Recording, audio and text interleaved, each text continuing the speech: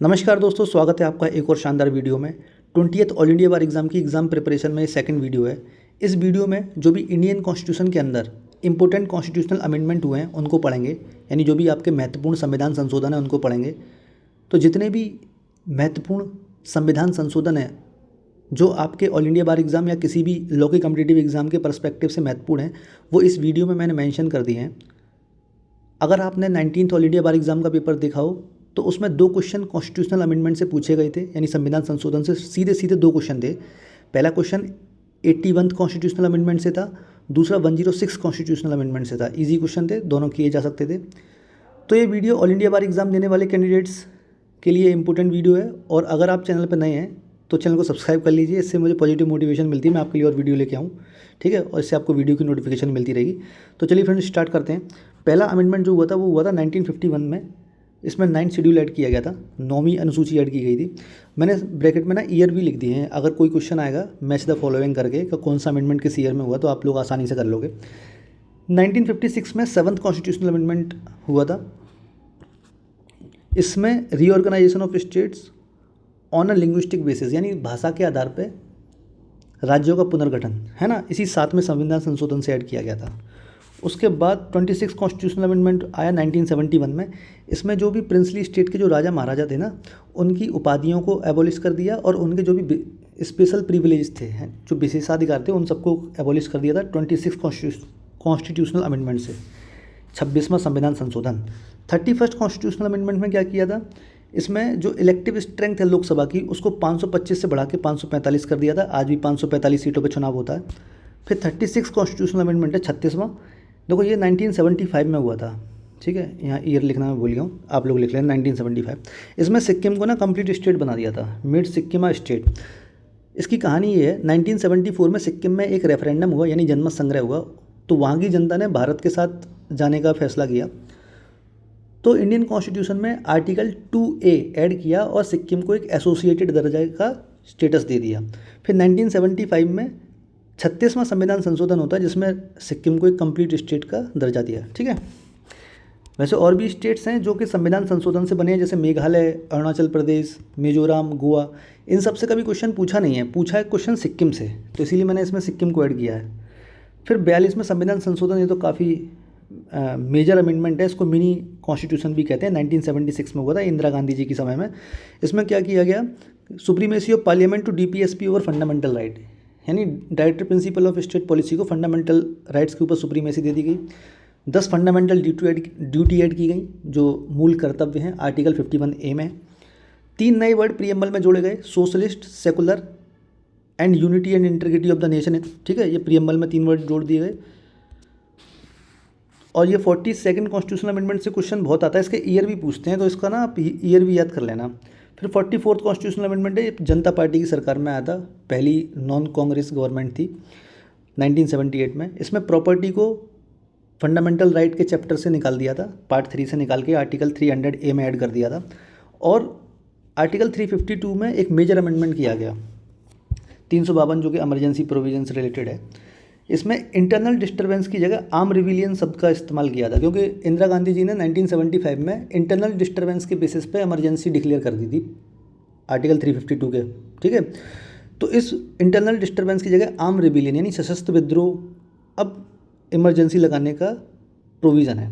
तो अगर arm rebellion होता है कंट्री के अंदर तो ही इमरजेंसी लगाई जा सकती है, ये एक सर्कमस्टांसेस है आर्टिकल 352 के अंदर। उसके बाद आ जाओ आप 52nd कॉन्स्टिट्यूशनल अमेंडमेंट से। इसमें 10th शेड्यूल ऐड किया गया था, यानी anti defection law, Rajiv Gandhi ji के समय में ये अमेंडमेंट आया था 1985 में। 61 कॉन्स्टिट्यूशनल अमेंडमेंट से क्या हुआ था, इसमें वोटिंग एज जो है वो 21 से घटा के 18 कर दी थी। जो वोट डालने के लिए यूथ जाता है लोकसभा में और स्टेट असेंबली में, अब उनकी एज 21 से घटा के 18 इसी 1989 में 61वें संविधान संशोधन से की गई थी। 73 में पंचायती राज बिल ऐड किया था, ये काफ़ी इंपॉर्टेंट है, कई बार पेपर में आता है, 1993 ईयर भी पूछते हैं कई बार, ठीक है। तो इसमें बेसिकली पार्ट जो 9 है उसमें पंचायती राज को कॉन्स्टिट्यूशनल स्टेटस मिल गया था और पंचायती राज को ऐड कर दिया था। 74 कॉन्स्टिट्यूशनल अमेंडमेंट नगर पालिका बिल से रिलेटेड है, यानी म्यूनसिपलिटी, इसमें पार्ट 9A ऐड कर दिया था। 81 कॉन्स्टिट्यूशनल अमेंडमेंट, देखो यहाँ से क्वेश्चन पूछा था, मैं बता नहीं था कि 2 क्वेश्चन पूछे थे अभी 19th ऑल इंडिया बार में, तो 18 कॉन्स्टिट्यूशनल अमेंडमेंट से आर्टिकल 16 क्लॉज 4B ऐड किया गया है, ठीक है। और एक है article 16 clause 4A, article 16 clause 4A, ये आया है आपका 77 कॉन्स्टिट्यूशनल अमेंडमेंट से।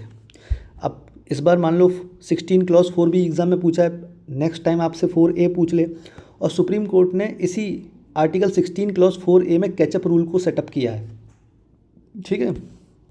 तो आपका ये हो गया 81। अब आ जाओ 84 पे। 84 में जो लोकसभा की सीट्स हैं और जो स्टेट असेंबलीज की सीटें हैं वो उनको फ्रीज कर दिया है। जैसे अभी लोकसभा में जो 545 सीट पे चुनाव होता है ये 2026 तक फ्रीज रहेंगी। ये आपका 2001 में आया था 84 कॉन्स्टिट्यूशनल अमेंडमेंट से। फिर 86 कॉन्स्टिट्यूशनल अमेंडमेंट में क्या हुआ था, 86वें संविधान संशोधन में, इसमें एजुकेशन को फंडामेंटल राइट बना दिया था। बच्चों को, जो बच्चे 6 से 14 साल के हैं उनको फ्री एजुकेशन उनका मूल अधिकार है, ठीक है। और आर्टिकल 21A ऐड किया गया मूल अधिकार में, और एक फंडामेंटल ड्यूटी ऐड की गई, 11वीं फंडामेंटल ड्यूटी से कहते हैं, आर्टिकल 51A का क्लॉज K, ठीक है। उसके बाद आ जाओ आप 91 कॉन्स्टिट्यूशनल अमेंडमेंट में। 91 कॉन्स्टिट्यूशनल अमेंडमेंट के थ्रू क्या किया गया, एंटी डिफेक्शन लॉ के अंदर संशोधन किया गया, और एक इसमें प्रोविज़न ये भी बनाया गया that the number of minister in the central and state government can not be more than 15%।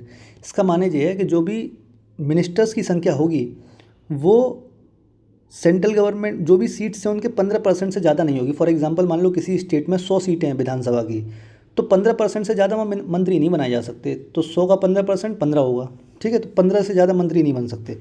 ये चीज़ ऐड की गई थी 91 कॉन्स्टिट्यूशनल अमेंडमेंट से, अटल बिहारी वाजपेयी जी की सरकार में। फिर एक जो 92 मैंने ऐड किया है, इसमें मैथिली, संथाली, बोडो, डोगरी, इन 4 लैंग्वेज को 8th शेड्यूल में ऐड कर दिया था। देखो लैंग्वेज से रिलेटेड जो शेड्यूल है वो 8वां शेड्यूल है, 8वीं अनुसूची है। टोटल 22 भाषाएं इसमें बताई गई हैं। तो ये 4 भाषाएं ऐड कर दी गई थी 92nd कॉन्स्टिट्यूशनल अमेंडमेंट में।